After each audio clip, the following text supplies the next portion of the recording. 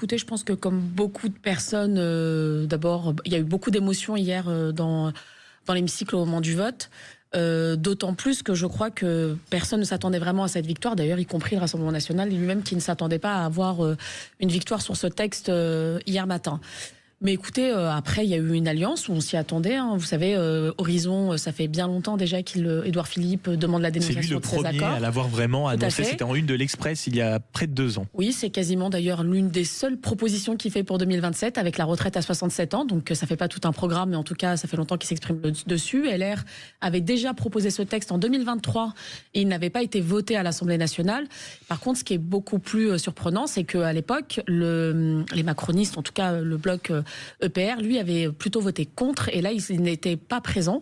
Je crois que beaucoup d'entre eux, n'assumant pas le fait qu'ils avaient basculé de l'autre côté, ils ont préféré ne pas venir plutôt que de venir assumer leur vote.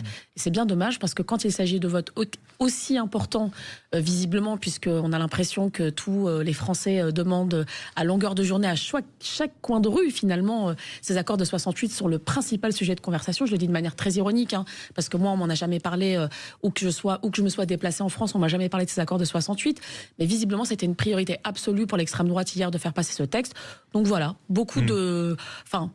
En même temps, c'est une résolution qui n'a pas d'effet. Hein. Vous le savez, ce n'est pas du tout contraignant. C'est symbolique. C'est une victoire symbolique, effectivement, du Rassemblement national hier qui prend sa revanche, qui n'a peut-être jamais digéré la guerre d'Algérie et l'indépendance de l'Algérie, et qui hier a pris sa revanche.